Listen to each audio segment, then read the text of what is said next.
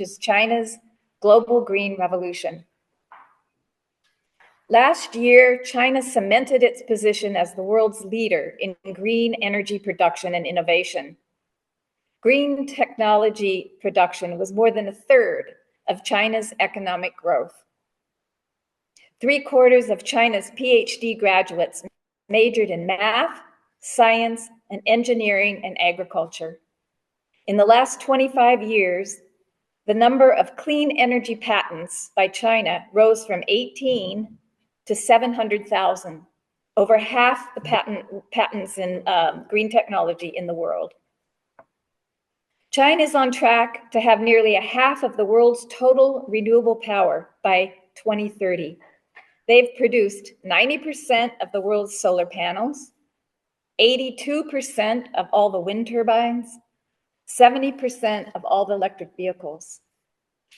An EV in China now costs less than $10,000.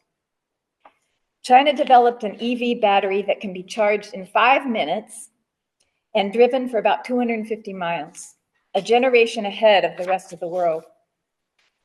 At the same time China produced EVs, they were building EV charging stations, which makes sense, all across the country, a reflection of the government's centralized planning. Recently, China just developed a battery swapping technology. So now you drive your EV into a charging station and exchange your depleted battery for one that's fully charged in 3 to 5 minutes.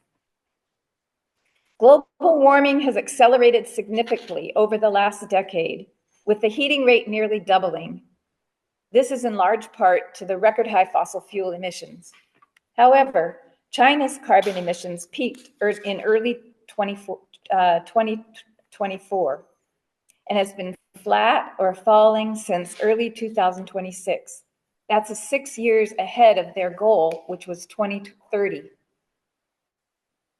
Their target for carbon neutrality is by 2060. The US war on Iran is speeding up the world's investments in China's renewable energy technology, strengthening China's ties with countries across Asia, Europe, and Latin America, and Africa. Nearly half the population of Africa has had no access to electricity due to the legacy of Western colonialism. China's become a key supplier of affordable solar panels, batteries, and wind technology to Africa in just 12 months. In the book, Greg Dunkel wrote a chapter called China Helps Africa Harness the Sun. In a remarkable example of international solidarity, Cuba, with the aid of China, has more than tripled its solar power production, one of the fastest renewable energy transitions ever achieved by a developing country. China helped Cuba develop 49 new solar park farms and plan to complete 92 in the next couple years by 2028. Cuba's solar power production has jumped from 6% last year to over 20% this year. From 6% to 20% in 1 year. China sent the first electric bus to Havana 20 years ago. Then in 2015, because of the blockade by the US, fuel shortages increased. So in the next 2 years, China sent Cuba a fleet of electric scooters, tricycles, and cars. Cuba's goal is to reduce their reliance on fossil fuels and gain independence from the US blockade and become completely carbon neutral by 2050. Some of the questions that speakers today are going to address are, why has China become a leader in the global green revolution? Why is China's green technology so accessible to other countries? How does centralized planning in China compare to free markets in the West? And what changes has China gone through on its path towards socialism? So Kyle is going to introduce the two co-chairs for the day. Oh, yes. So I'm have the honor to introduce Sara Flounders and Carlos Martinez, who are going to co-chair this presentation. Sara Flounders is our book coordinator. She has co-authored and organized 10 other anthologies challenging US militarism and war. She's been an anti-imperialist political activist and author committed to a socialist future for over 50 years. She helps coordinate the work of the International Action Center, the United National Anti-War Coalition, and Sanctions Kill, and is a contributing editor of Workers' World News. Carlos Martinez is an author, researcher, and political activist from London.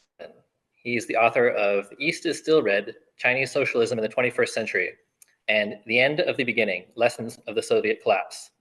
And he is co-editor with Keith Bennett of People's China at 75, The Flag Stays Red. Carlos is the co-editor of Friends of Socialist China and a coordinating committee member of the International Manifesto Group. I think I hand it over to Sara now. Okay, thank you, Kyle and Lynn and folks in Portland.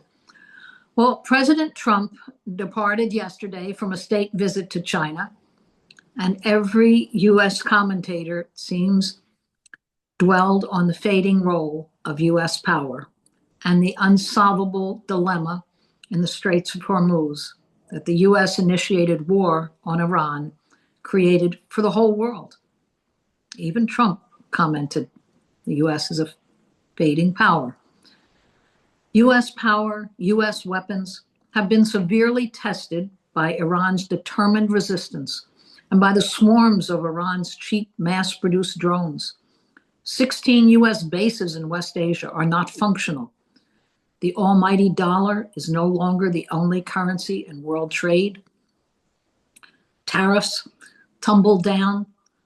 The sanctions are collapsing as countries are determined to trade with each other. Much to U.S. imperialism's frustration, this visit to China came at a moment in history when the whole colonial structure of West Asia, especially in the Gulf states, was unraveling.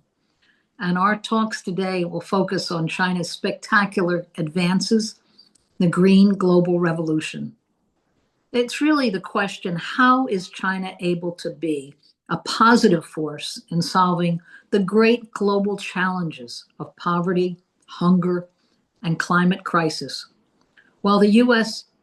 seems only capable of producing destructive weapons and waging relentless wars? Is there a fundamental difference in the ownership of resources that opens new life possibilities? So that's today's question, and I'll then hand it to Carlos for his opening comments and also how we'll proceed technically today. And thank you. Thank you very much, Sara. So I'll just make a couple of brief opening remarks. Firstly, of course, thank you to the organizers, thank you to the speakers, and thank you to the attendees. This is a hugely important topic for a bunch of reasons, but I'm going to just briefly talk about two of them. First, the climate crisis is one of the defining issues of our era. I would argue that it's the biggest existential crisis faced by humanity.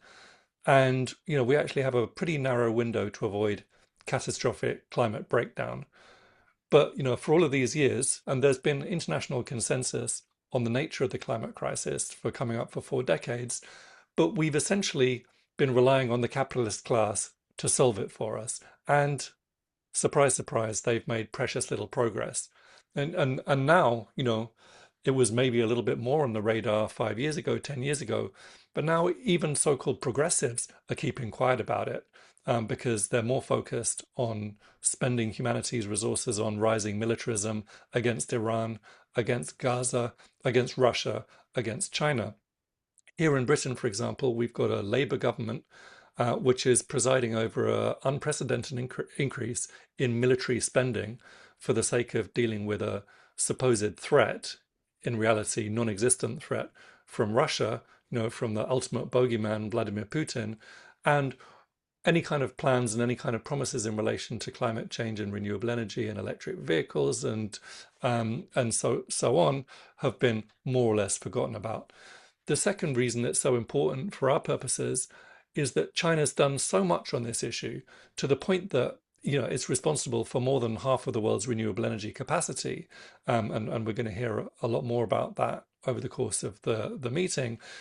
China's done so much that increasingly people can't ignore what it's done. So progressive people, environmentalists and others are starting to notice what China's doing and therefore challenge their prejudices about China. And that's especially true for young people. And this feeds into the best of what's been described as China maxing, where people are recognizing China's achievements and starting to understand how those achievements are connected to China's economic, political, and social system. And I think that's a process that we can really help with. So